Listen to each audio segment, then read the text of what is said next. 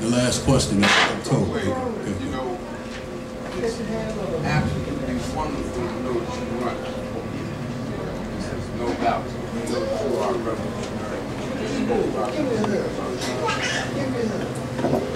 My relationship with you is so important that I need to share a little bit of here tonight.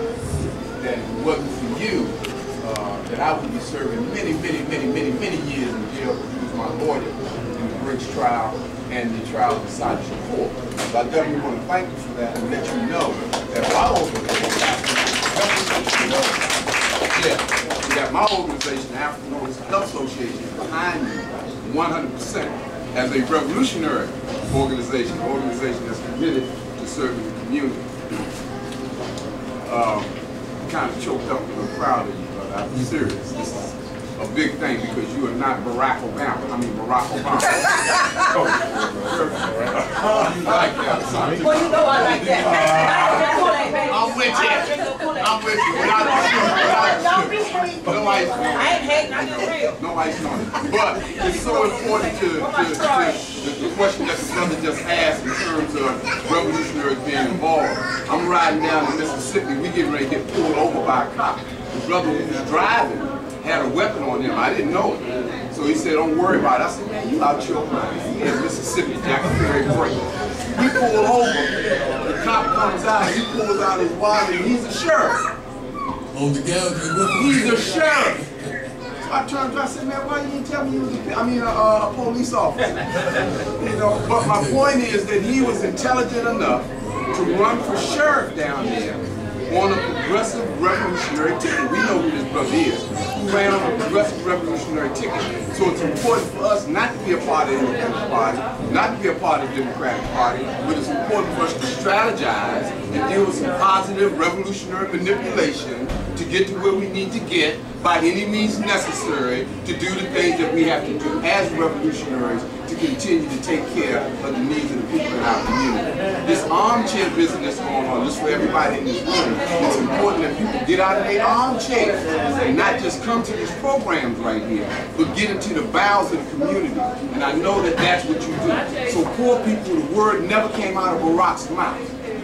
What we have, even in our political arena, even in our progressive revolutionary community, we still have a problem with our brothers and sisters going into the hood, you know, where they cursing you out, with his drugs, with his violence, etc., all as a result of 500 years of slavery.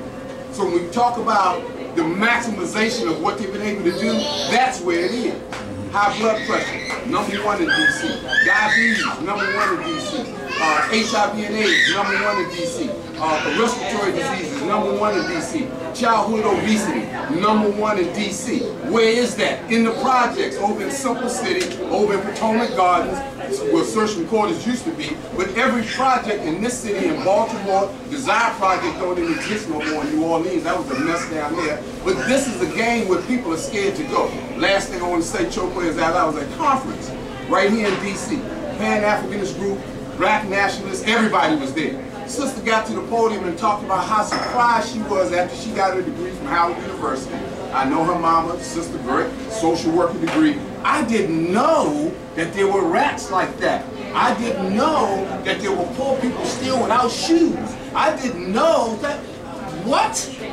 You know, how far away are the progressive thinking college students, the progressive thinking Black nationalists, the progressive thinking Pan-Africanists, you know, all of these titles that we have that identify us. But the bottom line is the work that you do as it relates to the manifestations of racism and slavery, what you do to contribute to turning that around in a very fearless manner. So again, I just want to thank you, and I know you represent all of that, and that wasn't just for you, it's for everybody in this room. Free the land, free the land.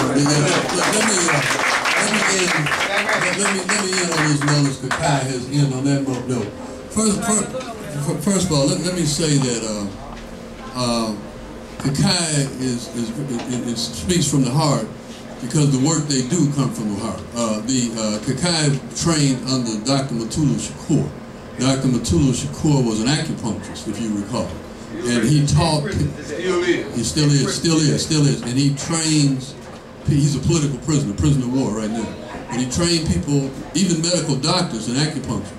They use acupuncture at the Bronx Detox Center in New York to detox and to bring over 2,000 or 3,000 people away from heroin, off of heroin addiction, and methadone. And they used it in the context of what they call, first of all, they understood that the acupuncture could help alleviate the symptoms or the pain, the withdrawal symptoms.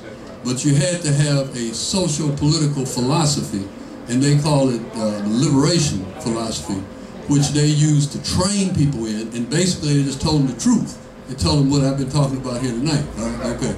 And then they also used the examples of how imperialist forces in China and other places had used the drugs in order to control other populations. And so, population. And we're doing the course, Chokwe, not to interrupt you. May 30th, I'm doing a training course here in Washington, D.C. for people who want to become certified acupuncture detox specialists. You're becoming a nationally certified acupuncture detox specialist, the same organization that he's talking about that we started. Okay, I'm an official trainer. So if you want to do that, get in touch with people who sponsor this program. They know how to do it. And the reason I mention that is because we have the genius in our community that if we have the proper controls of what we do in order to implement programs which address our community.